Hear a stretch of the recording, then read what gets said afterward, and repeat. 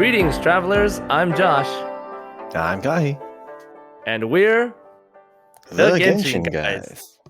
Welcome all. This podcast is for fans of Genshin Impact, the mobile game made by HoYoverse, formerly known as MiHoYo. Here we talk about our opinions, experiences, and dreams about Genshin Impact. If you like our show, don't forget to subscribe on Apple Music, Spotify, or wherever you're listening to the podcast. So, Kahi, how has your past week in Genshin been? It's been very fruitful. I've been settling on a nice artifact build for my Kuki, and it seems to be working well with my other characters.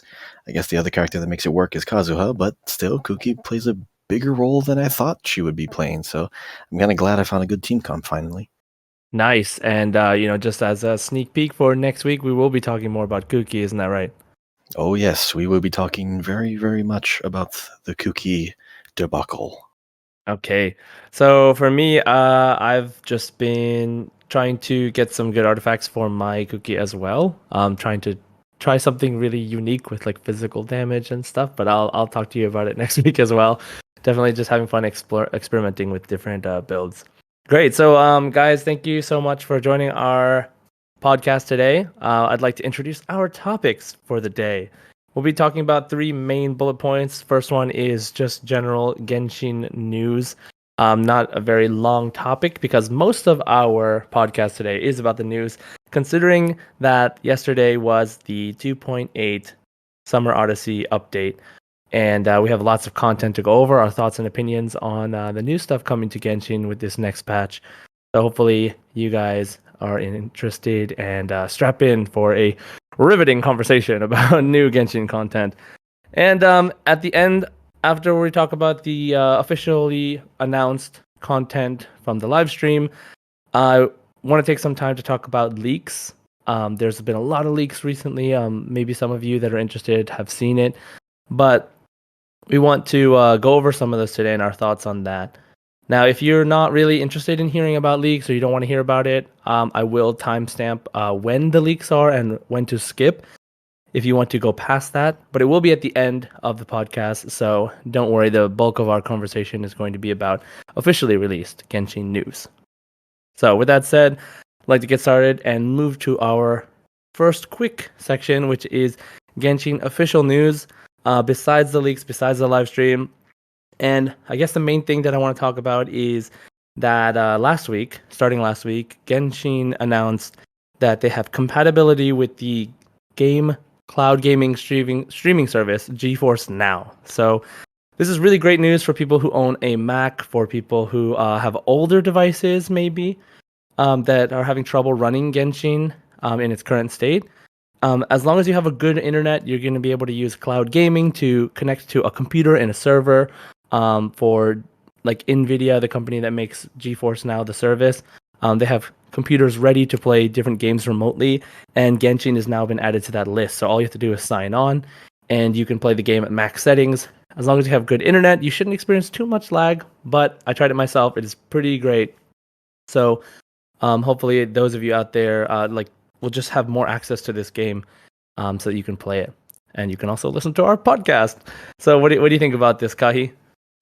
It definitely lets a little more people at least try it out. There are more avenues and more platforms to try it out on. Some people may just have phones. They may have certain computers that are running older technology, and as long as they have, again, good streaming internet connection, then it should be more than sufficient. But it's an improvement in the reach of the game. Of course, they're Yeah, not always going good, to bring always out a good. Mac version yet, but I mean, this is still a good compromise for anyone who wants to play literally anywhere. Yeah, I agree. Just any more, of course, a game that we always love to see when new people can get access to it in different ways. So, if you've been wanting to play it on your Mac or your older device, go ahead and try it out if you have good enough internet. Should be a pretty great experience. So that's the main announcement. Everything else is pretty much within the live stream, within these past few updates in the past day. So I want to go ahead and get started talking about our live stream thoughts. So first thing I want to mention is that yesterday, the live stream was for me here in Tokyo around 10 p.m., 9 p.m., 10 p.m. and it was chaotic to say the least. I've Maybe heard many things. Yes. yeah, if you heard about it, at Kahi, I believe for you it was very very late in at night, so I don't believe you were able to watch it live. Is that correct? Nope. But I got up and I saw a lot of interesting thumbnails on YouTube reacting to it. So I got a good idea of what kind of went down. I was kind of confused at first as to exactly what happened, but Hmm. then I realized, oh, wait a second. That's why it looks weird. It's because it keeps turning back time Yeah, in the so live let me stream. go ahead and explain that real quick. So, watching it live, I was just as confused as hundreds of thousands of people that were watching this live stream, excited for new content in Genshin, and like hopefully, there were a lot of things people were looking forward to, right? They announced officially on the Twitter a while back the new character Heizo. And they didn't really have any official gameplay of him or anything yet, so we were hoping for that, which we did get. And some new content, of course, and then hopefully some news on 3.0, which is the Sumeru update, where we're going to the next. We open up more of the map, the official Tevat open world map, right? This chaos in this live stream was like mostly it was basically technical difficulties, right? And That's what it seemed the like, easiest yeah. way for me to explain it is that the live stream itself is pre-recorded, right? It's like they get all the voice actors to like come together and like talk as their characters a little bit. Or they talk as themselves, but like with their characters on the stream, and they go over the new content that's going to come out, and they go over it pretty in depth. And during the live stream, they have like the codes that you can redeem for Primo Gems within 24 hours. And sometimes like they'll say like during the live stream, okay, we're going to take a little break. Let's show the next code, and then they show the code on screen for maybe like a whole 2 minutes or so. Now, what happened was, as we're watching the live stream, the first thing is they started showing the trailer. They just wanted to start off with like the 2.8 version 2.8 trailer, and give us a taste of what's to come.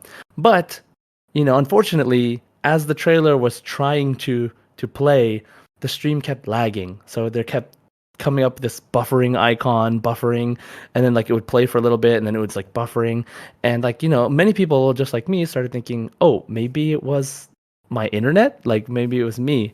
So like it wasn't. It was actually everywhere, and unfortunately, like MiHoYo's uh stream, they disable text, so only people can respond with emojis. So people weren't exactly sure if other people were experiencing the same thing, but there was a bunch of crying emojis there. So Kahi, like you have a theory about this, you said? So here you have to remember about how their internet works over there. If the live stream is originating from China, their network and internet infrastructure, all the traffic is very highly regulated. It is filtered. A lot of American websites and just websites that are based outside that country can't really operate properly going into that country. So, likewise, getting things out from that country can also have some kind of weird effects during a live stream. Now, this is also a big company. Genshin, like Hoyoverse, they're they have the eye of like a lot of people in China as well. They're pretty big. So if there's any kind of like shenanigans with like their technical like issues with internet and like just content flowing outstream out from that country, it's potentially going through a filtration system which can interrupt how a lot of games or videos just work. So it just could be Oh, running into one of those filters. That's what that my makes theory is. sense. That makes sense, but actually, I definitely don't think it's that for a couple reasons. One is because I mean, the Chinese live stream was fine. So like that checks out in your theory. Like, yeah, the Chinese live stream that was being broadcast to China was totally fine. But the thing is, for ours, um, before they used to live stream on YouTube, never had this problem before, like since forever ago. And then when they switched to Twitch is when they started having problems. But even the past live streams were never this bad. And then partway through the live stream, after they showed the update, after they had gone through a little bit of the content, it was still buffering randomly every once in a while. Then it stopped. No more buffering issues. It was just the rest of the stream was fine. What happened next was the crazy part. The buffering was there, but randomly while you were watching the live stream, they were talking about something and they were doing their, really cheesy English voice lines like hey guys, friendship and all this Oh stuff. god, it was so hard to hear. It's so hard to After listen. listening to some section, all of a sudden this live stream would jump back 15 seconds. And then you would like, wait, didn't I just hear this? Like, wait, didn't they just say this? Like, it was really confusing because as you're watching it, you're thinking maybe something's wrong with your stream because recently it was like buffering. So maybe my stream jumped back, but actually was happening for everybody at the same time. And basically, the easiest way for me to describe it was like someone was, like when you're watching a YouTube video or something and you like skip back 15 seconds by double tapping and then you can like skip forward again by double tapping on your device or by clicking on the screen.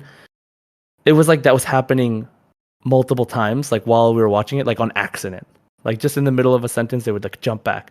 And there was one period of like 30 seconds where the stream was jumping back and forth and back and back and forth and back and forth, and it was really, really confusing. Like someone was sitting on a remote or something. It And it could be someone's messing with the stream. Some kind of but system is interfering with how the video goes out all at once. So my so no, theory is so still like but here's filtration.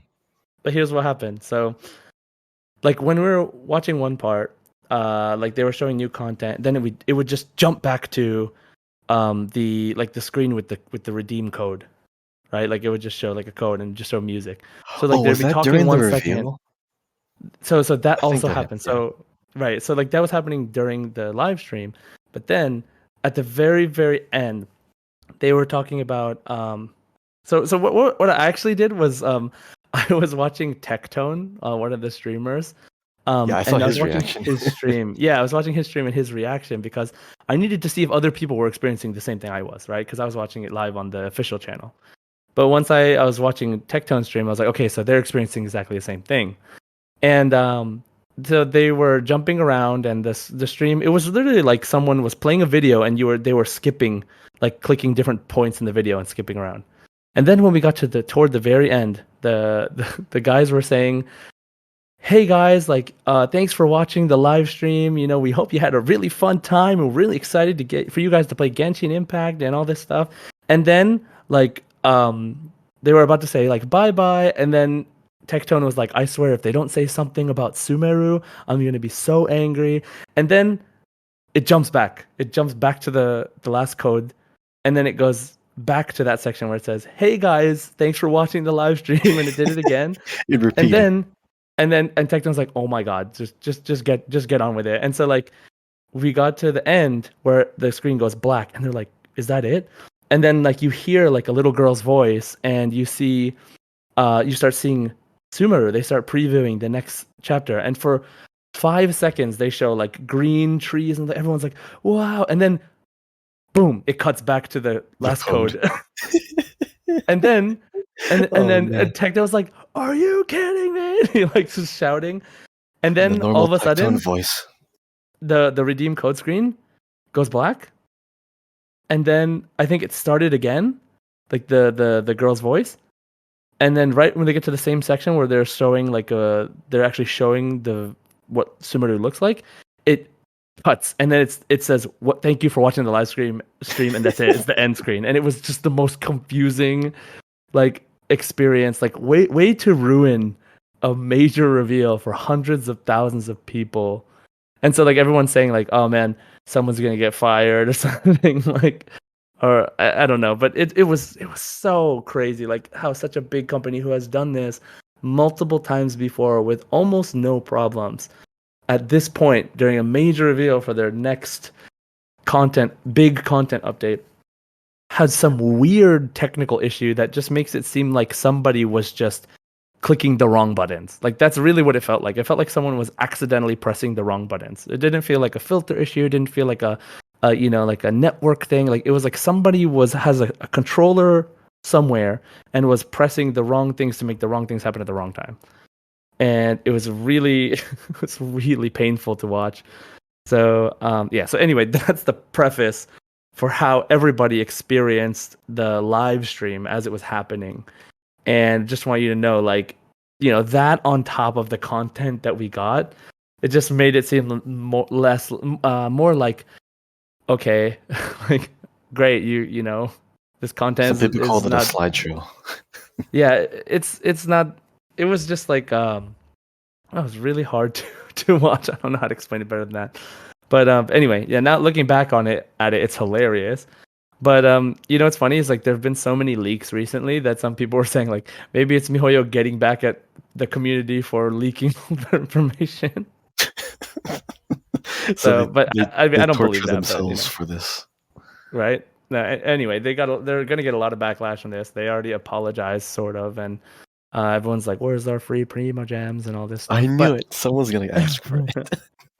But anyway, that was what happened. You know, if you want to see it, like Kahi said, you can go online and see like YouTube videos, reactions of streamers. They already took off. They immediately took off the VOD from the Twitch stream. Like they took it away Mhm.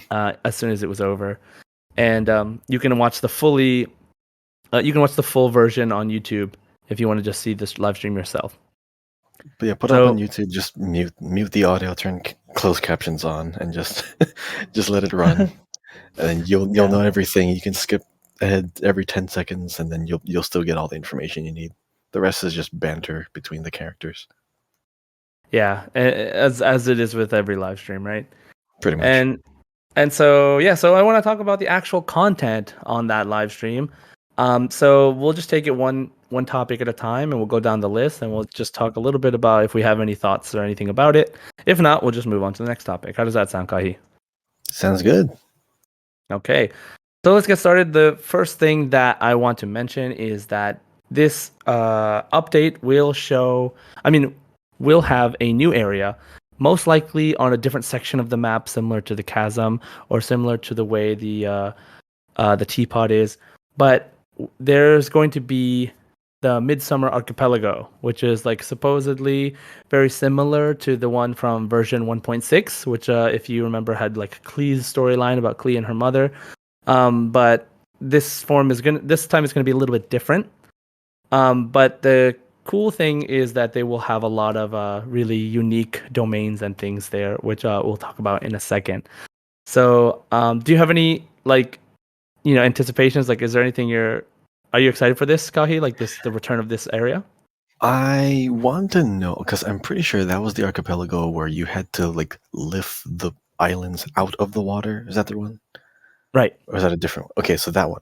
I want to know if there's more. Like, this might be like a side story, but like, is I want to know if there's more that we can lift out of that ocean and like slowly reveal like a new zone. Because I know like Sumeru is like wherever Sumeru is, but could this also be like another place that we can kind of like develop over time and kind of go back to? That'll be interesting Hmm. to see more of that area, just seeing how it like Right. it grows over time. I mean, I think it's like you bring up an interesting point because one of the weirdest things about that update in 1.6 coming out was that it was the first introduction of a non-permanent addition to the map. So Right. like we got this area that was then taken away from us by the end of the event, and so people that never got to experience the event kind of just missed out on an entire section. And if this is their way of permanently bringing it back and being able to add to it later, sort of like the chasm, sort of like Enkanomiya, then that would be really cool, I think, because the chasm is Liyue's extra area, and the Enkanomiya is Inazuma's extra area. So maybe this could be technically like Mondstadt's extra area, right? So that would be pretty cool, I think. What do you think, Kai? Well, there's something weird between the relationship of how they want instanced areas versus like open world connected areas. Is Inazuma technically isn't connected to the rest of the map, but also is at the same time. Like you could Right. literally like build that cryo bridge with like four Kayas all the way Yeah. to Inazuma. You can do that. So it is physically out there in the world. However, no one travels that way. So no, you're always going to take the teleporter to Inazuma, even though it exists outside in the open map. But there are still zones that are like under Inazuma or like in like some other Mm. chasm area in Liyue. So they're still doing this. I wouldn't really say an experiment, but they're still introducing areas that are technically connected to the area. But I don't know if that's a move based on development. I don't know if that's a good move because we can make a little trick as if it is loaded assets in this world without a loading screen, but you still are going to want to teleport there anyway, so you might as well just turn it into an instance. So they're going back and forth between choosing when they introduce open world areas versus the instance. It's just I'm not too sure what their thought process is when they decide to introduce an area like they do. Well, I mean, for Enkanomiya and the Chasm, I think it makes sense that they're separate instances because they're like underground, kind of like they're both underground and they're pretty True. in Yeah. depth. But for specifically for the islands, I think the islands could have easily been like in the middle of Inazuma and Mondstadt, like just in the middle of nowhere. Yeah, But they can use you the know, water as like the loading screens, the loading zones between the areas. well, I mean, like I think they've shown they're pretty good at optimizing their games. I don't personally don't think that they have any problem with optimizing, the technology. I think they just want Inazuma to be out on the in the water because it's sort of representing Japan in a way. Yeah, it's So foreign land. Yeah. yeah, so and I think when they add to the Tevat map, they're only adding the major countries. And so anything that might be like an instance area is just for like separate it's like for a separate section inside one of those areas. So instead of a domain, it's like a separate exploration area, which I think is it's cool, Mhm. and that means that they could kind of do it infinite ways if they wanted to. But you know, like we'll just see. I mean, however they do it is however they do it, right? Yeah, I mean So they did this in Destiny, so like all the planets, you just load up the planet, even though it's one big universe. But your loading screen is a travel scene to that new planet. But it's not all one. Like you just run and you're on another world. But they just separate it, and then they can do whatever they want to those separate instances. yeah, well, I mean, if you want to know, you could always ask Hoiverse Kai. I'll send them a letter. Right, a strongly worded letter. Okay, so I'll move on to the next topic, which is Shikanoin Heizo, the new character who looks freaking incredible aesthetically. What are your thoughts on? What are your first impressions and thoughts on him, Kahi? First impressions. I'm torn between calling him Shika as a nickname or just addressing him as Heizo, because we always just Mm, call Kazuha Kazuha. That's fine, yeah, but isn't that technically his? That's his given name because his clan yeah, name is yeah. So like Kaedehara. the same way you call Kuki Kuki. I Mhm, actually call her Shinobu most of the time because that's mhm. her name, her first name. And just like Kaidehara is Kazuha's last name, and Kujo Sada is we call her Sada, right? So like I think most people just call him Hazel. Probably. I mean, I just It is his for me first name, personally, so should I call him Shika or Hazel just because I already know another Shika, so well I'm just gonna Shika means deer in Japanese, so you can call him whatever you yeah. want.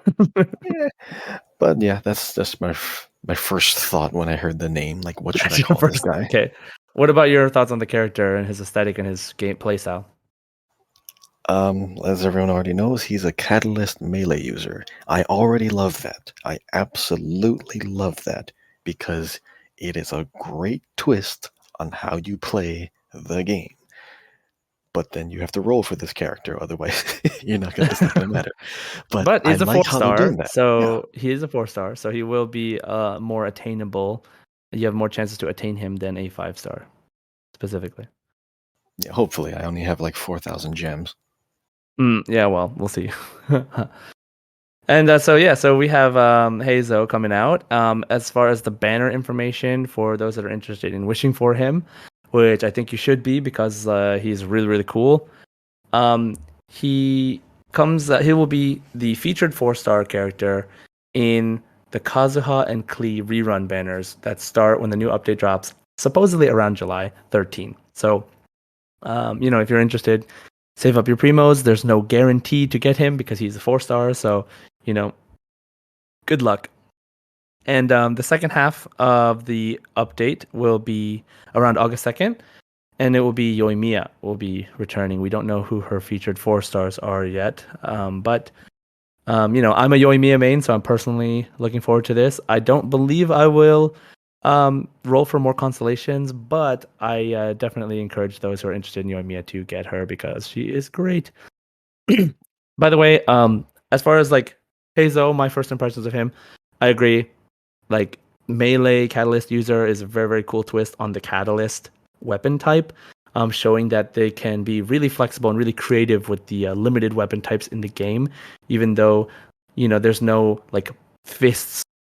There's no fists like weapon. You can get like a catalyst user and you can make them into like a melee person, or like the same way with Child is that Child is when they introduce him into the game, having a bow but also having daggers as his like elemental skill is really unique and makes me really excited for what they could come up with in the future.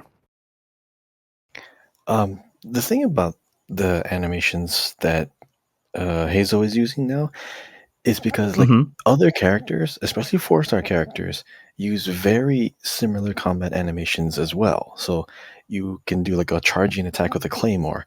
All the 4 stars spin. If you're well, with exception of one, but like the fact that you can reuse animations on one character for another means that you could definitely expect to see a lot more melee, like, fist fighting characters as well, which is already a really good promise for character design moving forward because everyone else uses their weapons to actually fight. But this one, you're actually getting more hands on. So I'm looking forward to how they're going to implement the animations they're introducing for Hazo to other people. Because I'm already seeing like unique animations for other lead characters later on, which we'll talk about. Yeah, well, I mean, like for example, Child is the only character who has his unique animations because he's the only character that has two daggers. So if in the Hmm. future someone comes out with two daggers, then maybe it'll be similar. But for now, he's the only person who's had those for 2 years. So who knows how long Hazo could be the only melee catalyst user we have for a long time. But we'll see how it goes, right? Great. So then let's move on to the next thing I want to talk about, which is the actual Summertime Odyssey event. Now that has to do with doing things in the new area, in the new archipelago area. But there will be like character specific domains, like they showed in the live stream, like a Shinyan specific domain that's like music themed, and like there are some really interesting ways to like use not only Shinyan's abilities, but the kind of things that they have in like not Spiral Abyss, but like other events where they like let your character jump super high and they do like AoE diving attack damage and stuff like that. Like they show it in the event as like a really unique area and ways to try out some of these characters that maybe you don't use often. Like I mean a lot of people don't use Xinyan often, I think. Yeah, I Um already love that event. I already love that domain for Xinyan just because you get to just because it's spam Xinyan, right? slams. Yeah. Yeah. So that's great. And as you do those domains supposedly and like other things in the area, you earn iridescent float them, which is event the event currency to buy things in the event shop, including using it to recruit Fischl. So I mean, if you don't already have a 6 constellation Fischl, this is your chance to get an extra Fischl. If you do, then it's your chance to get another roll so that you can maybe roll for Hazo. So what do you think? Do you have any thoughts about this specifically, Kahi?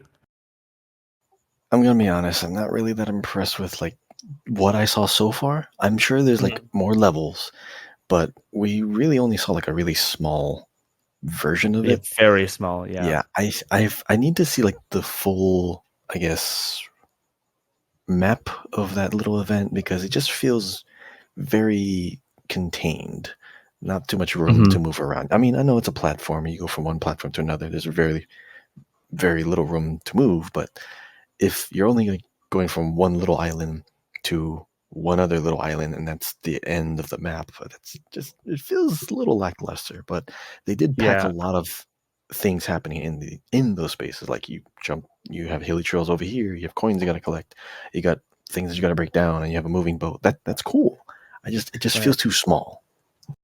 So actually, I think the Summertime Odyssey one is the like the one they just showed that was like in like a sort of twilight environment with like floating islands, and then like Xing Yan was jumping from island to island, and then she will like activated like a guitar stone relic to like give her extra powers.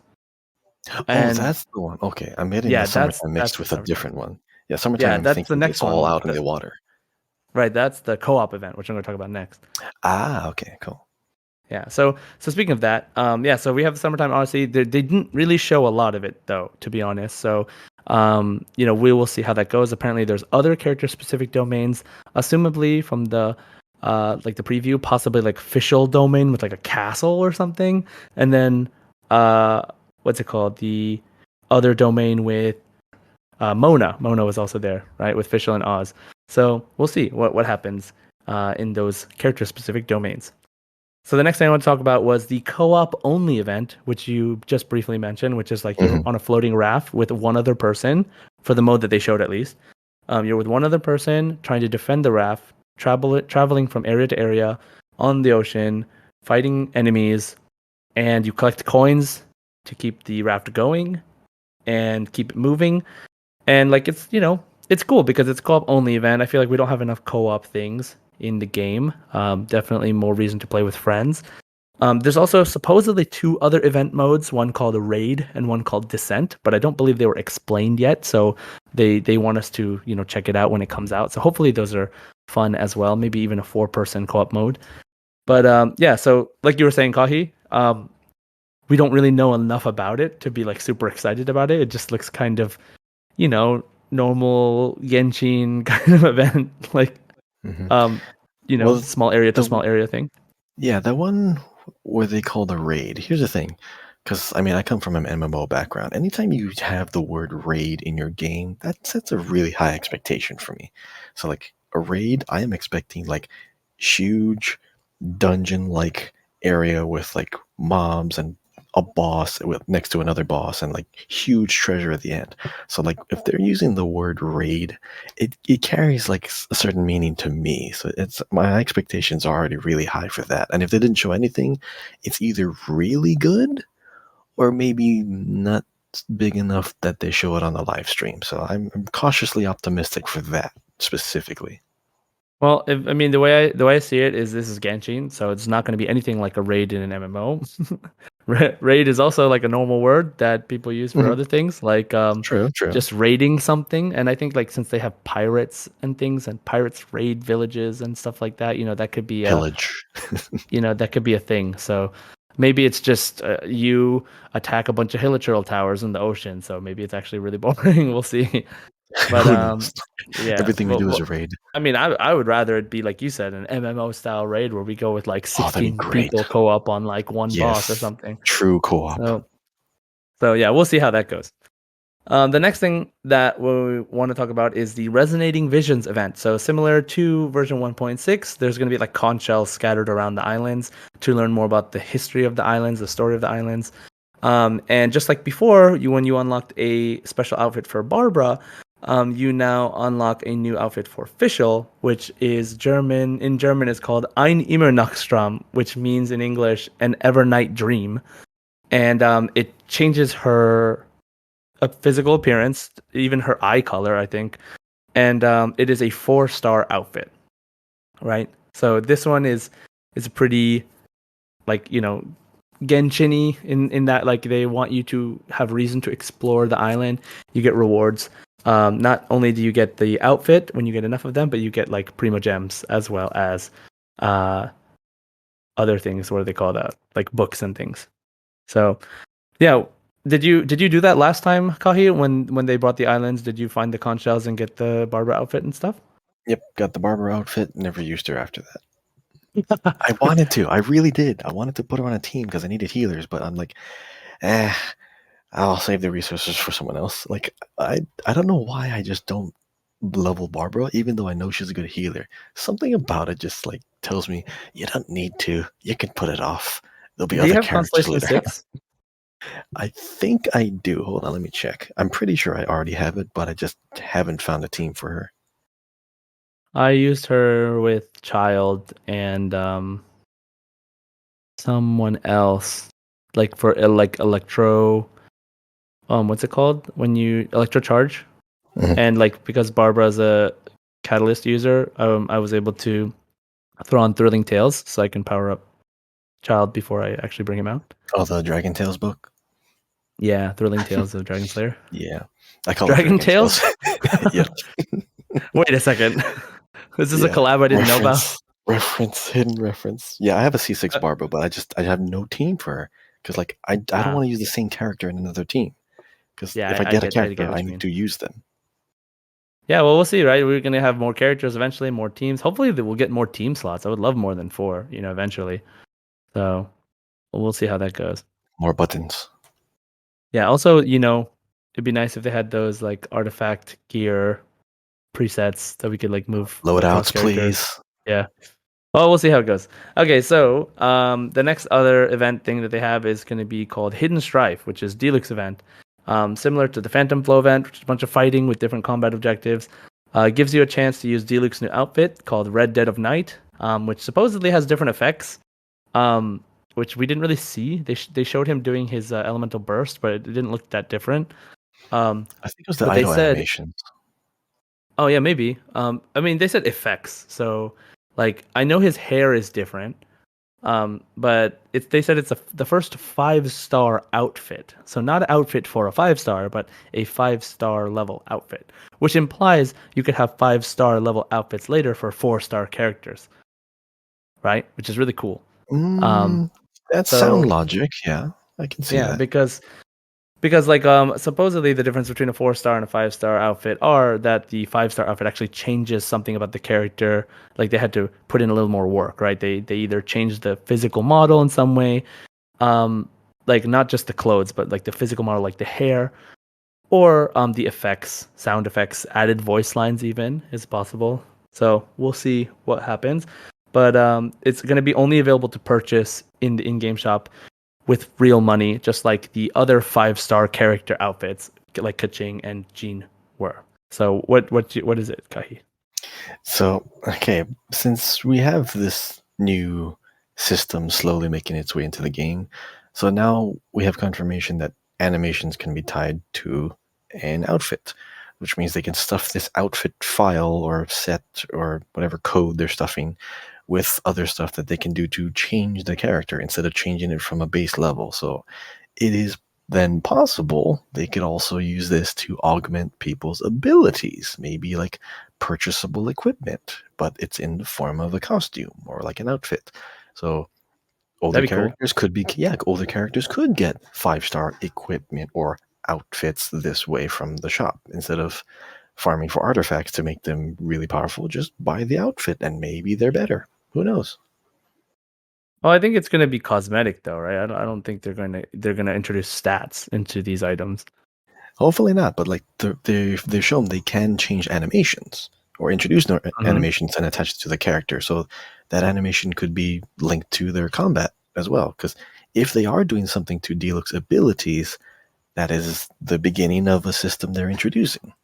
But I mean, hopefully they don't abuse it. But if it could definitely be good because if you can get these outfits from some other events or like some other places in the world, or possibly linked to other patch events, that'd be great too because now you have an extra layer of something you can add to the character that meaningfully impacts their power level and their gameplay. Sure. Well, yeah, we'll see how it goes.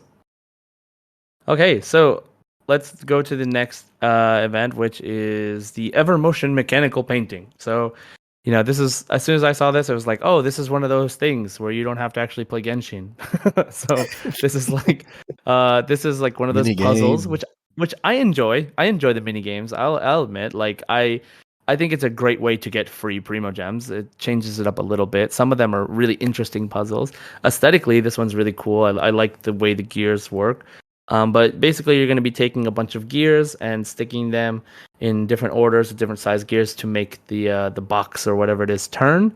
And once you complete the puzzle, you move on to the next level, and it gets progressively harder, and you get the typical rewards for doing it. So, what do you think about these kind of mini games, Kahi? Like, do you enjoy them typically, or is there like one specifically you did enjoy, or you're not really into it? I mean, I'm into it. It's a fun little mini game. It's not promoted as this is the main feature of patch 2.8, and I'm glad they didn't promote it like that. But it adds a layer of variety to the game that there are some people who are very casual players, and they could even be young players too, and they just have little puzzles that they can figure out, or little parts of the world that they can go in and just dive in and find something. I mean, little mini games that just add life to the game. So I'm okay with it. I can see how maybe other people are like, oh, why are you adding another one of this into the game? Like, it's just another thing in the background. It's like adding like a card game in the middle of an MMO. You can do that and still play the big MMO. Just anything they add to this is just more stuff to do, which there's always going to be people complaining there's not enough to do. Well, here's something. And they're like, oh, I don't want to do Exactly. that. Just it's more to do. Just try it. Just do it. Yeah. If you don't want So to, you're done and you go on to the next thing. That's fine. yeah, I mean, there's it's like it's nice that they do give us something. Like I'd rather have this Yes. than nothing. Like definitely that. So with that mindset, anything is welcome. So that puzzle game is gonna come soon. Now, so that's the main events that are happening. The last thing I want to mention about it is the story content, which is actually coming out in 2.8, which is Kazuha's story quest, which looks really interesting, really epic. Yes. There's going to be a new 4-star sword that looks like from the preview that Kazuha makes himself for some reason. It's a 4? So yeah, it's a 4-star sword, Oh, okay. and I thought it was a 5. like like it's one of those event swords. Like they have the albedo sword before, and I think they had 2 albedo swords before, Oh, and yeah, they yeah, have yeah, yeah. They they typically always are. have Okay, it these. just looks nice.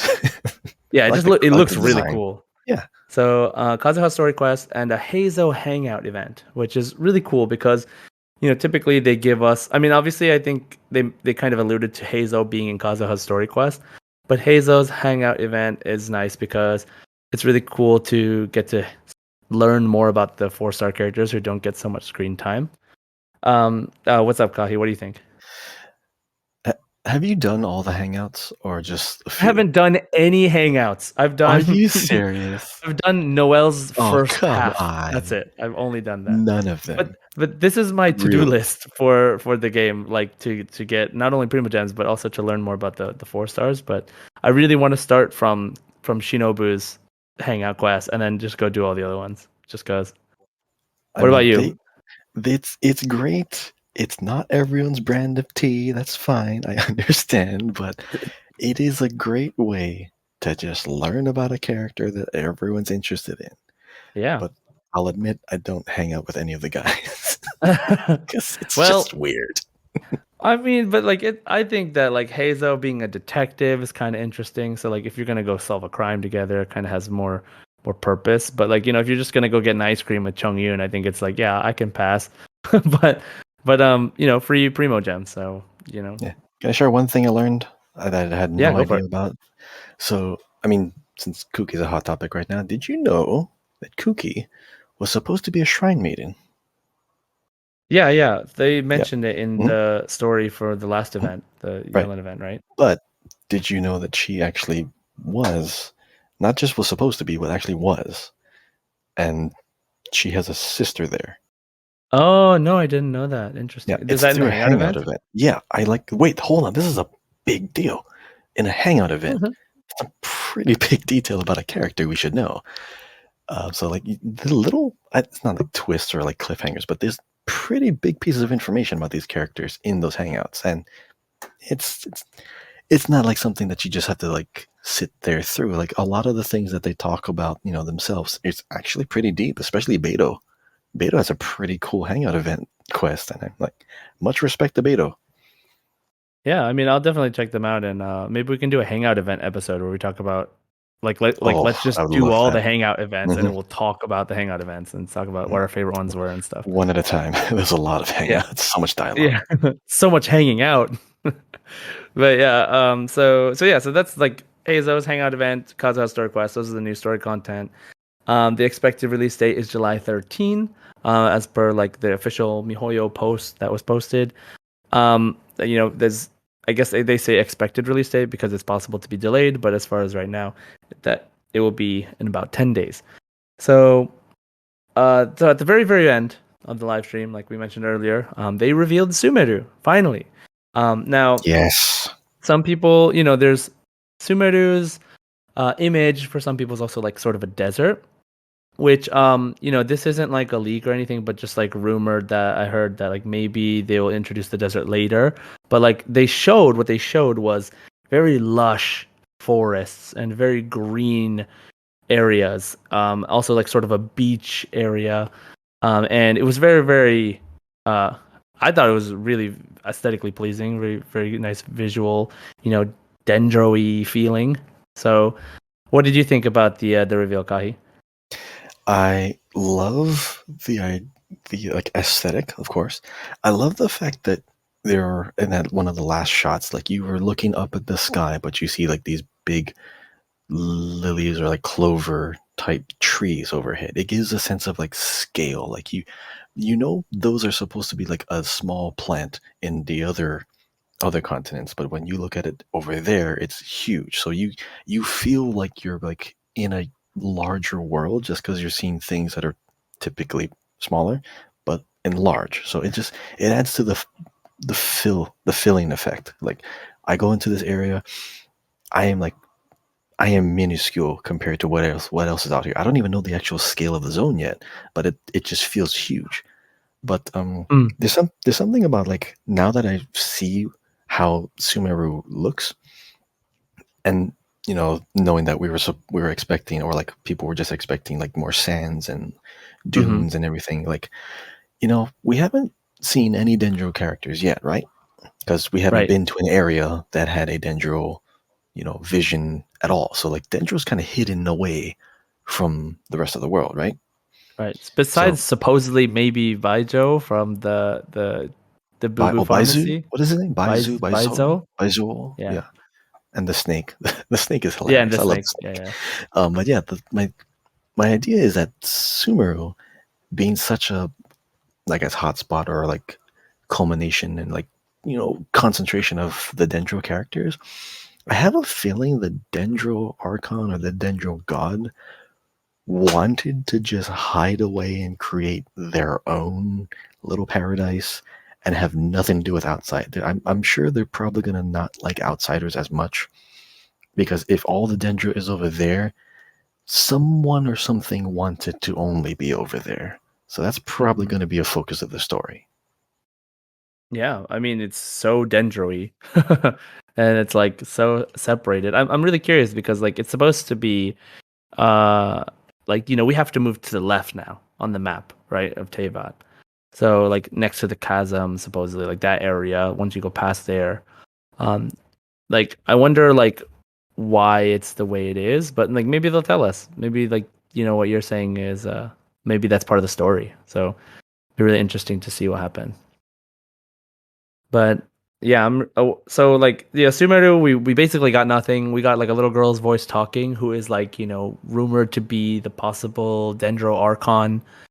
But we don't know that. We don't know yet anything for sure. But so Kahi, like as far as the like this update, this 2.8 update, is there like one thing you're looking forward to the most? Um, Probably the story around Kazuha because he's he's seen forging a sword. That's just Right. cool. I like that look, just that little bit. Like, are we gonna make the sword? Are we just gonna watch him make the sword? I mean, we built the last couple, like story swords, so I would love to have like a hand in that as well.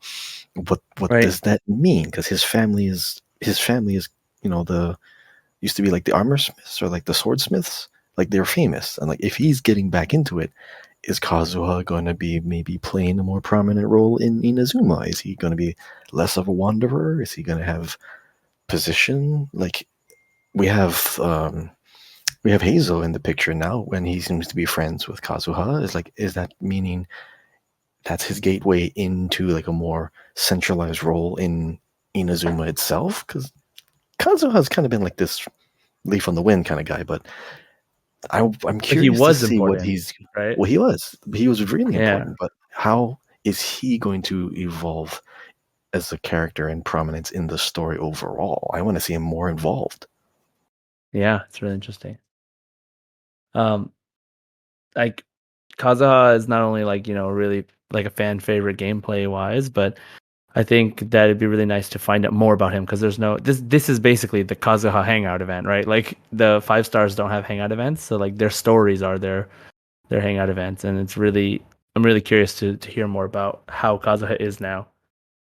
So so Kazuha story event is you're looking forward to. I think I'm looking forward to honestly just Heizo as a character. Like I really like that he's so different, that he has like the melee vibe, and I kind of am really interested in building a team around like this like close range melee animo playstyle. Especially knowing that like he has like a special uh elemental reaction that's like sort of decided when he uses his burst on someone, and it like does a delayed reaction at the end. So I'm really curious about like how fun that will feel to play. What's up, Kahi? So, if you had to pick any one thing to gain from the event, like, of course, you could either pick a character or the weapon or the this or the that. If you could only get one thing out of this next patch, what would you pick? Hazel? Just Hazel. Okay. Yeah, So I like mean, like you have to I'm sacrifice not. the story of Kazuha entirely. Like you can't get that because you picked Hazel. Yeah, Okay. I'm okay with that. Okay. I probably would pick Hazel, but here's the thing: I already have Zhao. I have Kazuha already, so I Hmm. don't necessarily need Hazel. But I kind of just want to know how. It's been almost 2 years, and we still haven't had a big thrust forward in the main story. And when I mean main story, I mean like this whole thing started when Traveler, you know, lost their sibling. Is it going to go Right. anywhere near that? But I I mean, just want to see big pushes you in the played the story. event, right? You played the All event right. with Yeah, what's the his last face? one. Yeah, what's it? Majal. Dainsleff? Dainsleif. Yeah. Dainsleff? Yeah, this Dainsleif. guy. Dainsleif, right? Yeah. Uh-huh. Like, that was a Sure. long time ago. But like, if I mean, like that's main story, the is two it months going ago one, the there? one before this last one, Oh, it feels like like so long with ago. Yeah. like it was the one about Kainra, Kai and right? Ria. Kai and Ria. Yeah. The big Yes, the underground underworld. place. Yeah. Yeah, like that was pretty significant if you ask me. When it comes to the story, Yeah. when you find out the history of the Hilichurls, come on, man, that's so freaking crazy. I know. Like they're they've been oppressed for that long. It's so So sad. yeah, I want to see like big strides in the story again because there's certain stories where it feels like a big offshoot into another story about this character, which is nice, but like Yeah. then we Well, got that's to what get back to 3.0 the is main for, story. right? That's what 3.0 is we for. always we always have that to look forward to. Yeah, and like it's gonna jump the story forward so hard and introduce us to so many new characters because it's just in a totally new area. So that's exciting. So we'll see where it gets. But yeah, okay. So yeah, I mean, pretty decent for like a mid like I mean like the last patch before like the major patch basically.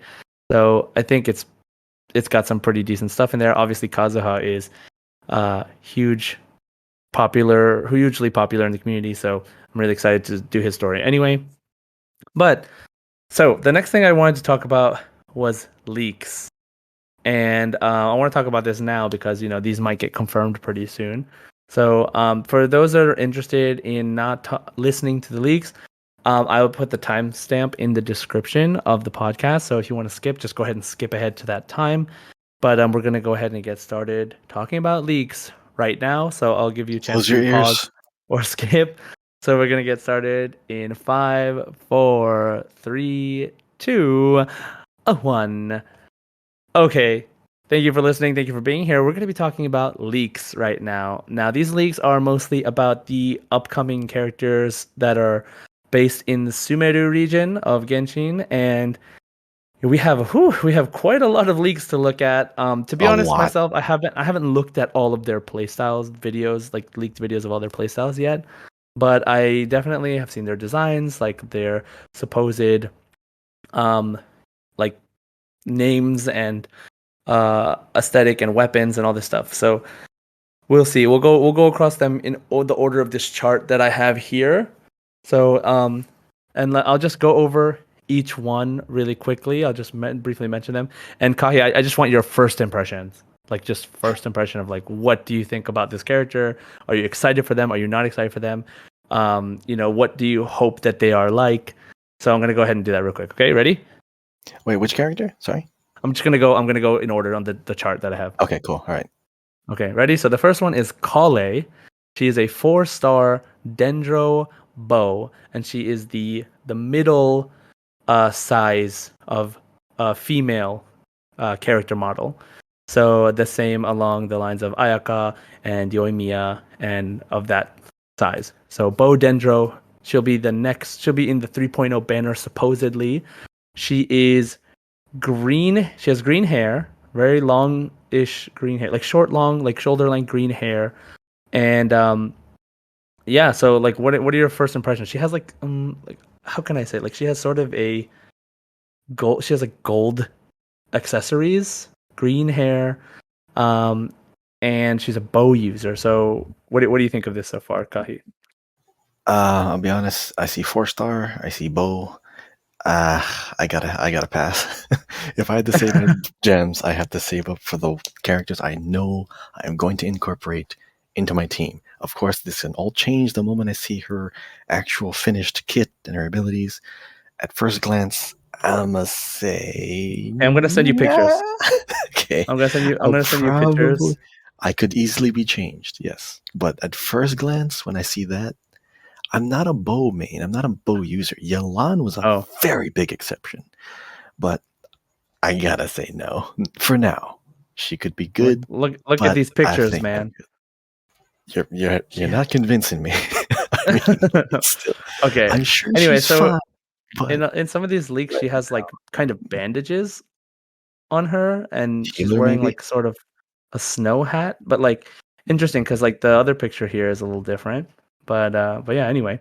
So yeah, I mean, I'm like a bow enthusiast. My main team is Yoimiya, Yelan, Diona, and who's that last person? Kazuha.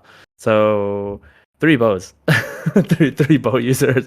But um, but yeah, Yoimiya main. So I mean, and I used to be child main for a while too. So I'm curious to see if they do something different with her, to where she's not just like a typical bow user. Maybe there's something different, because I see bow and I only think of. I mean, she's a 4-star, so chances are not that big of a deal. But when I see bow user, I think of child every time. I'm like, are they gonna actually be a bow user, or is there gonna be something different about They them? got a twist coming. Yeah. So the thing about it is, before a long time ago, I think you were even telling me about Kazuha. I actually was not planning to get Kazuha, but Mm-hmm. because I looked at him too early.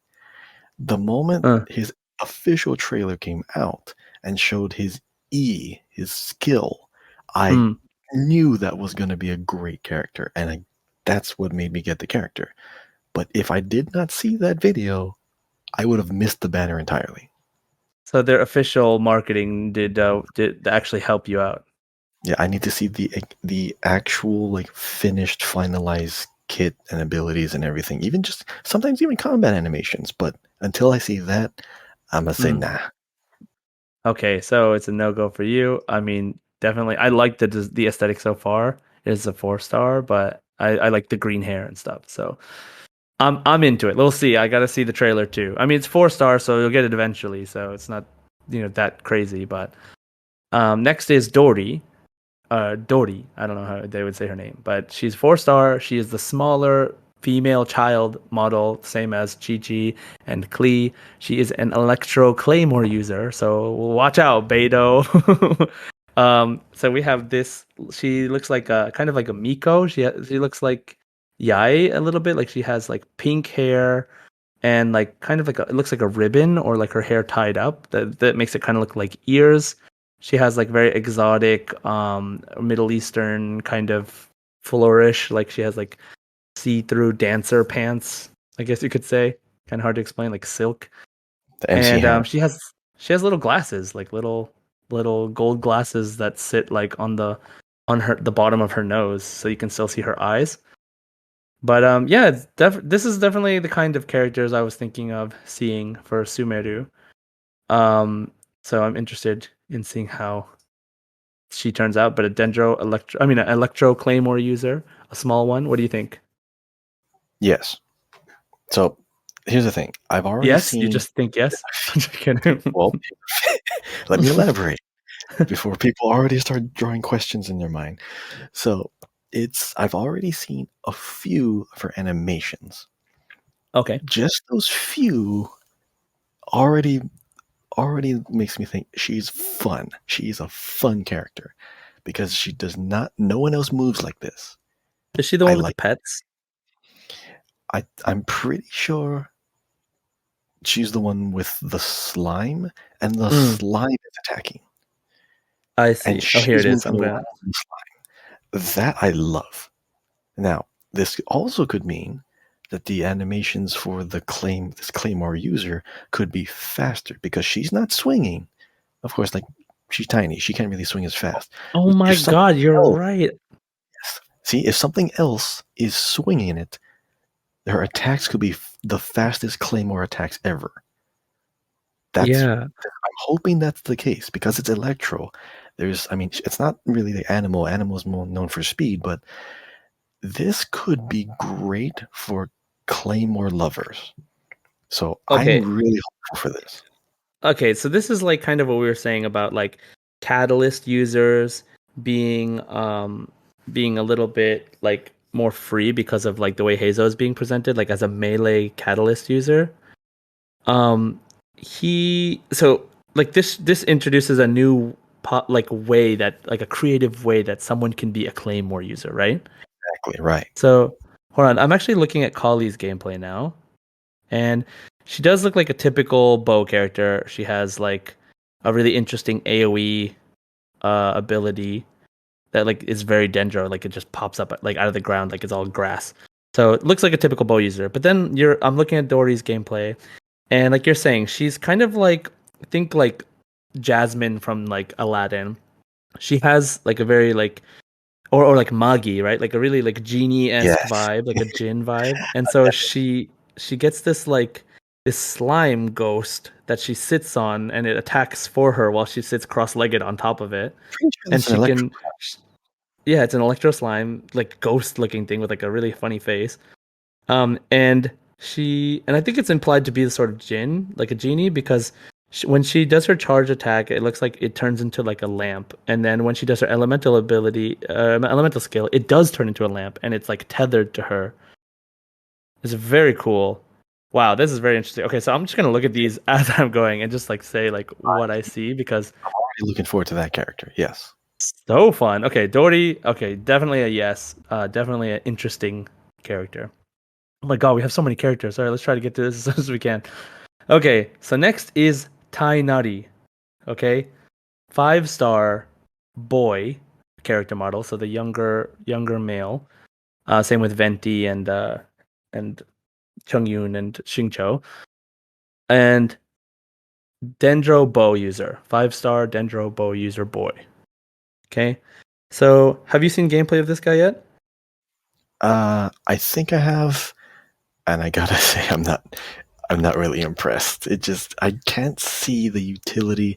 I I can't see like the draw of those particular abilities because they just look a little too simplistic. Like, okay, you just throw a big ball of energy over there. Okay, that's cool. What does it do? Is it consistent? Is it going to interact with things? I mean, we still don't even know how exactly Yeah, Dendra's going to Dendro works, right? opponents. But I mean, the moment we know how Dendra works, all of these characters could suddenly make much more sense. But because we Yeah, don't know that yet, I can't really say from what I saw, yes, I want that. So I'm gonna pass. Even though it's a 5, I'm okay not yeah. having it. So he has like his aesthetic is like he has I don't know, he has like puffy pants and he's wearing like mostly black and he has ears. He has long ears that go up and he has a black tail. So or like a dark green tail. And he shoots like a big bomb that explodes, I guess is his elemental skill. And it just leaves a big huge cloud of dendro. And his burst he shoots a bunch of like dendro missiles that like lock on to you like from his bow. He shoots 6 of them it looks like, and they all just kind of lock on and hit one space and bounce around a lot. So yeah, so for me, I don't know. It's definitely one of those things we got to see how dendro works. So uh I think for now I'm also on the more on the pass side. Like maybe not for me, even though I'm a bow enthusiast. Like maybe unless this has some really cool application, I might not be so inclined. His design's okay. So let's go. There's not that much gameplay for the other characters, but we'll just quickly go through them. So there's 5-star Nahida. She's a female child also, and she's Dendro. Not sure what her weapon is, but she is supposedly the Archon, the Dendro Archon. Really? Okay. Yes, this That's a small surprise. little white-haired girl. And so that's really interesting. I don't My know. theory We has don't know what she's like, but what do you think? okay, knowing that, okay, here's how my theory just changed from earlier. So Okay, if that's the Archon, and she's like so like reclusive, or like she wants to go all the way out there, she probably ran away. She's probably doing something out of fear. I mean, I could be wrong, but I'm just, kind of, I might be shooting a stereotypical. theory in the dark. Yeah, I'm just shooting. I'm just spitballing here. If that's the Archon, and she's all the way over there by herself and says, no, all Dendro be over here, she's probably running from something. Yeah, we'll see. We'll see what happens. Like, I don't know. Like, I remember like when I learned about like the whole, I don't know, the Inazuma being on lockdown thing. And the what's it called, the Vision Hunt decree being active. Like, it made me feel weird about the fact that there were like uh electrovision users like outside of Inazuma, just around being normal. But then like apparently like you people just get visions randomly, right? Like you just like get a Apparently, vision. Yeah, they just appear one day and you just have a vision. So I don't know. There's still a lot of mystery as to how that part of the world specifically works, which I'm sure they will elaborate on as things go on, especially as we get to know more of the Archons and we learn about Kai and Rhea and all this stuff. But yeah, I'm curious, like why. I mean, first of all, like this, if this is the Dendro Archon, this little small, long, white-haired girl with like this like white and black outfit, um, like I wonder like how she is personality wise too, because supposedly the little voice in the trailer was hers. So I mean, like that's a rumor, right? So we'll see how it goes. But I mean, we don't know anything about her. It's hard to say if like she's gonna be cool, but I mean, she's an Archon, so hopefully she's worth it. I mean, they all the Archons so far have been pretty good, so we'll see, right? yeah. So the next I'm one. not really sure my opinion until I actually see gameplay. Right. It's hard to form any opinions for the next couple characters until because Mhm. we don't really see anything. But as far as the aesthetic, what do you think? I just want to Yay, know. yay or nay? I'm gonna say nay. I Nay. don't care if Okay, it's five got it. star. Nay. I'm a female child. I'm like not super into it. My wife loves them. They're super cute. Like she loves like all those The characters. She Chi Chi has the main. team. She has the team. The Chichi, It's not a team. Diona, Klee, and um the last one. Who's the last one? Sayu, Uh, right? Yeah. So yeah. the four A of them, the team. babies. She calls them the babies. So Oh, that's such a safe way of calling it. Yes. yes. So so all right, let's move on to the next one. So Sino, I don't know if if I'm saying that right, but they have it typed out as CYNO. 5-star boy electro polearm user.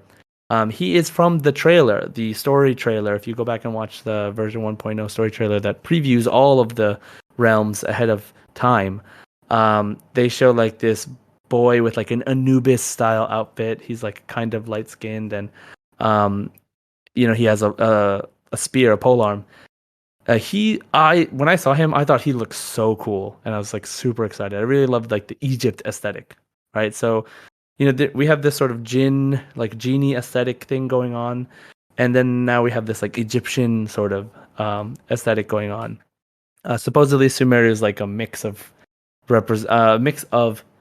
inspiration from different cultures, or is has inspiration from a mix of different cultures, and this is a really cool aesthetic. So I'm already like 100% into the his style. So what do you think about it? No. You Let me don't like elaborate. it? let me elaborate. Okay, here's the thing: 5-star Electro Polearm, Raiden Shogun. I already have Raiden Shogun, and the thing is, I effectively get two characters in one. You have you have Raiden Shogun, you have the Polearm version, and then you have the sword version. I already have two 5-star Electro Polearm users. Sino has to completely overpower her for me to even look into this character. I Or be already have, really fun. or be really fun. Yeah, if Sino adds like the most fun I've ever had in the game just by his trial, if he blows me away in his trailer, maybe. Right. It's hard to Anything replace the less, people, right? it's really hard to replace Raiden Shogun. But think And about it this way, he's like the same thing. we're going to get characters of the same weapon type and element. So you're eventually going to have to like, overwrite your favorite character for that slot. Or I Obviously could say Raiden Retro. Shogun versus Little Boy is like, you know, no contest, but We already know that fight. yeah. But I mean Raiden Shogun is my favorite uh Japanese female voice actress actually. So it's like another reason I really really love her. But who knows who's to say they can't be used in the team together? Who's to say they don't have good synergy, right? So maybe you could use both of them. But I have Raiden So Shogun set for life. there you go. So the next one though, oh, this guy is all over the internet right now. His name is Al Hytham, and he's a 5-star tall male Dendro sword user. He has like a sort of similar design to one of Hoyo versus other games, Honkai, like one of those characters, apparently. And he is basically like just, the handsome.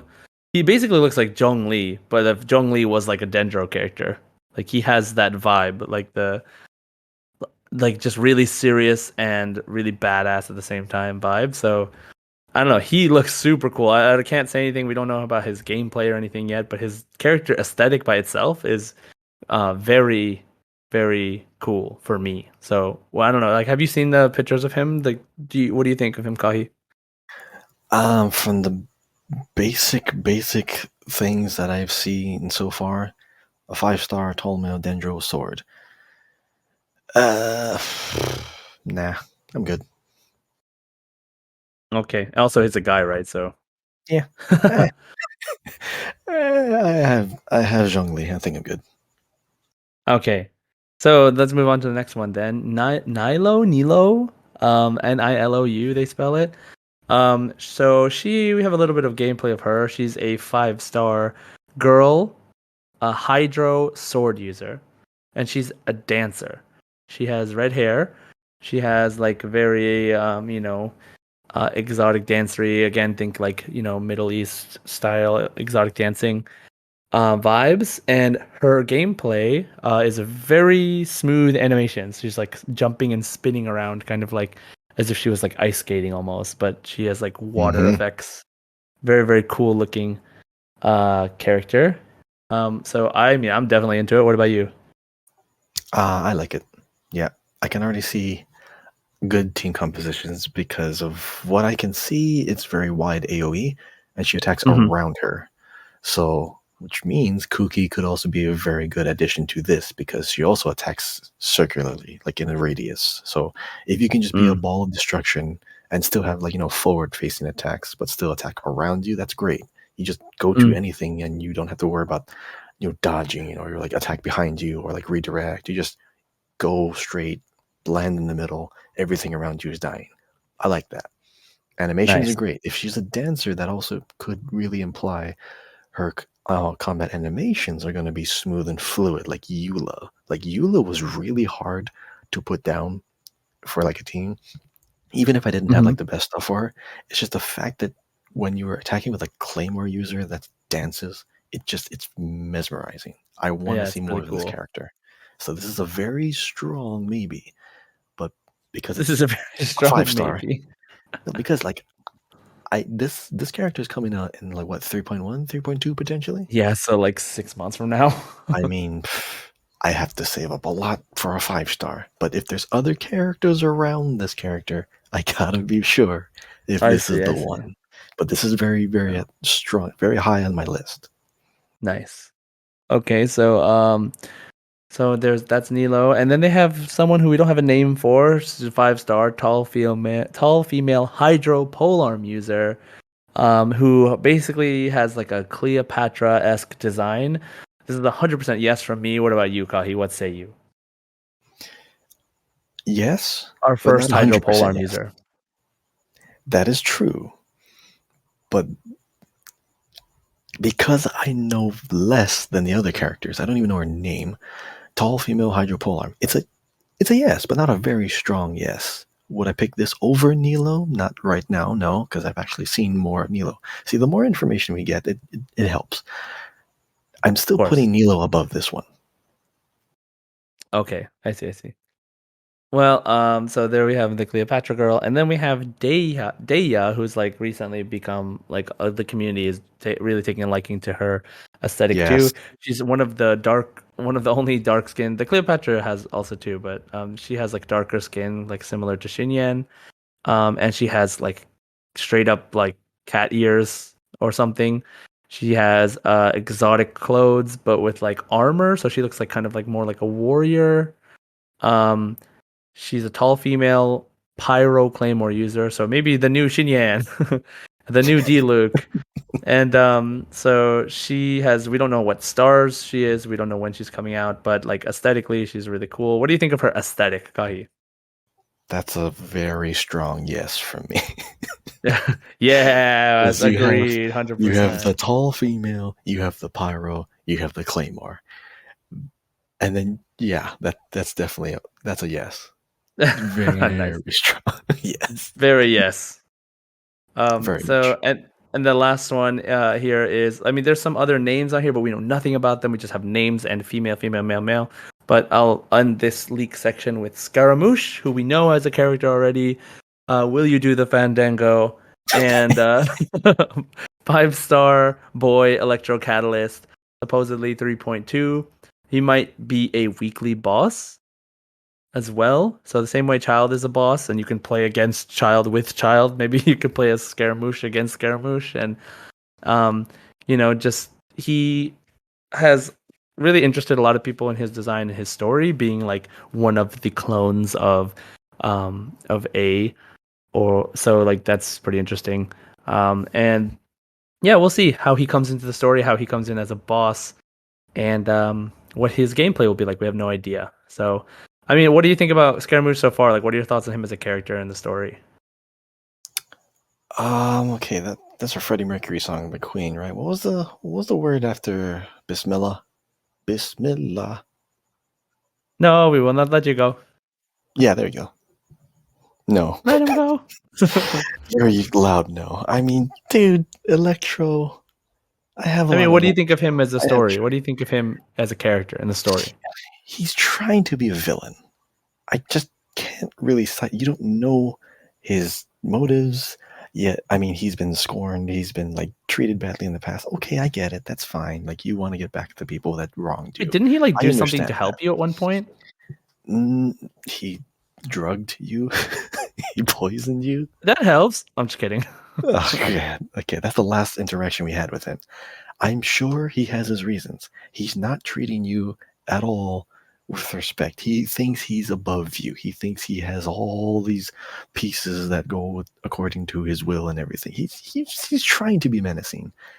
From a villain standpoint, I don't like him. Could he be good? Maybe. Right now, this far away from what he's going to be doing in the story, we still have no idea. I can't really say he's going to be entertaining. Okay, well, we'll see how it goes. He is a catalyst user that could be really creative with his playstyle. So, we'll see how it goes. I have Yamiko. So, I'm good. so that is the leak section. Thank you for those who are interested in listening. And that actually is, a lot of information for how early some of these, like how far ahead some of these characters are from being released. And despite this being leaks from the beta versions of Genshin Impact, there is a lot of controversy going on right now in the community about these characters not accurately representing the Middle East where they're supposedly being inspired from. Most of the characters have very, very pale skin, just like most of the characters in Genshin. And a lot of people are vying for more representation for dark skin color characters, especially because the region that they're from is supposed to be inspired by places in real life that have a lot of darker skinned people. Not that there isn't to say, you know, that there aren't light skinned people in those areas too, but a lot of people maybe are kind of more disappointed that the representation isn't more obvious. So so like basically that is the situation. Do you have any thoughts on that, Kahi? Like as far as like the character skin color, etc., etc. It's understandable. It is perfectly understandable, especially when you have a theme that you chose and you want to design around the theme. If you're not doing that theme or that what is it, that inspiration justice, if you're not doing it properly, yeah, that's bad. But here's the thing. I mean, I watch a lot of anime. You watch a lot of anime. I'm sure, like, even from like the Japanese perspective, like when you have a group of people who have like all these different names that, oh, they sound like they're from this area, or they look like they're from this area, but they're not. They could be like native to that area. Especially this happened with Ghost in the Shell. Like they were thinking, oh, Miyu Kusanagi has been whitewashed. Like no, like even Japan doesn't think Miyu Kusanagi is Oh, kind of like like, with Scarlett Johansson playing yeah, her, right? it wasn't whitewash. Like you have a character that can play a role pretty well. And of course, they're actors. They're playing a role properly. And you can say what you want about the story and whatever, but like I didn't view that as whitewashing. But when you have characters that are obviously from an area themed around a real life area, you expect it to look like people from that area. However, if you imagine if you're someone from a country that does not see a lot of them as much, I mean, you don't really have much to, be inspired by. And I don't know how that particular country views people outside their own country because I can only talk from an outside perspective. I have no idea how these people think. Do I think they're doing it like with bad intentions? No. I'm trying to assume positive intent here. Could it be negligence? Perhaps. Like, could they have done more research? Could they just look at like more inspirational things around there? Yes.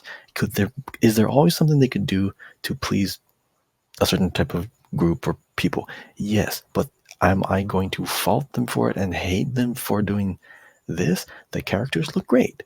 I'm okay with that. If Yeah, they and so fall off the mark, nah, that could be worked on later on. I'm not going to get mad about it. so the way I feel about this situation is like it's their game. So Yeah, they that's could what it they could boils do down to. whatever they want. Yeah, it's like they could do whatever they want.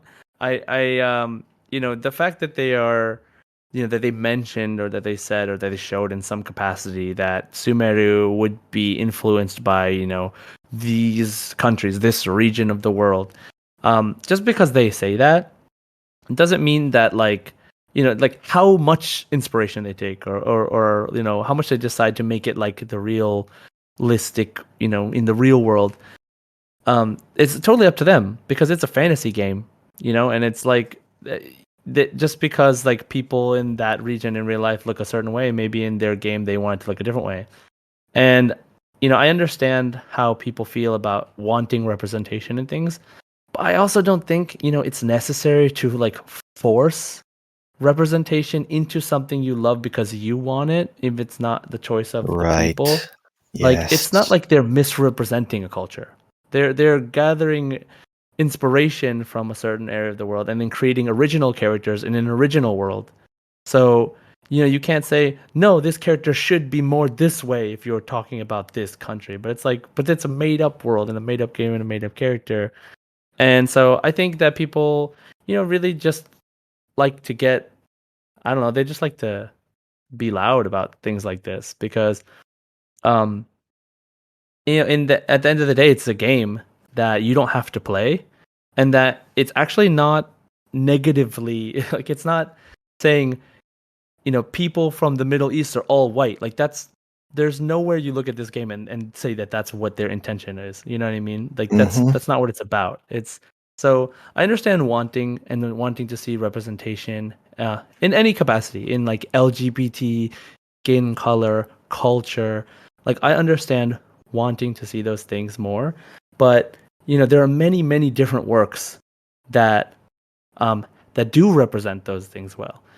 And there are also things that represent those things poorly. And I think that those are the places we should be paying attention to. And we should stop poor representation of cultures instead of trying to force representation of things that are not already in there. Like one of the things I had a problem with recently in like the gaming community was like, I mean, I didn't have a problem per se, but I thought it's kind of weird and that a lot of people had a problem with was when they like retcon a character that's been out for a long time and they just say, "Oh, by the way, this character is part of the LGBT community. Like this character's gay, by the way." Like so it just makes it feel like they kind of added it in last minute as like a way to um appeal to certain people instead of just like creating an original character, creating an original story around that concept. And so, in this case, there's so many more characters that could come out in the future, and there are some in this list of the leaked characters that are, tan characters. But I don't expect them all to be tan characters. You know what I mean? So, what insight do you have, Kahi? So here's the thing: from an anime perspective, like when you watch anime, 95% of all the characters you will ever see in an anime are mostly pale skin. Now, is this intentional? Perhaps, but here's why. When you are drawing a character, okay, you're drawing a character, especially with ink and paper.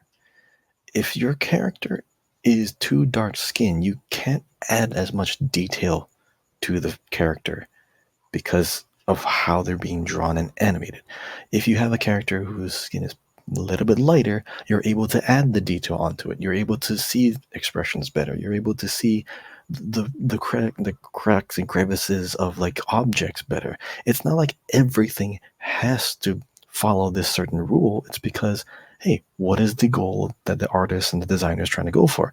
Do they want to create a character where you can see all of their detail from all kinds of angles? Remember, the game is Genshin is very bright. They use light very well. If you had a character that was just, you're gonna have people who say, "Oh, this character is not dark enough," even if you get a character like this. But you get a layer of detail that's kind of difficult to accomplish on like characters that you kind of forcing like a certain aesthetic on. So, I mean, am I right on this, or like, am I going off track here?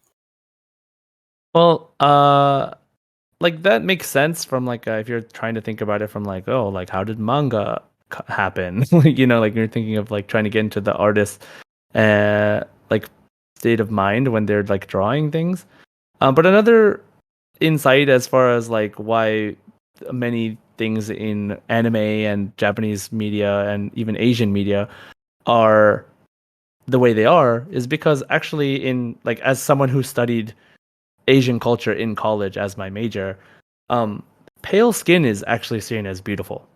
Like pale skin is the ideal, and that's why a lot of people use.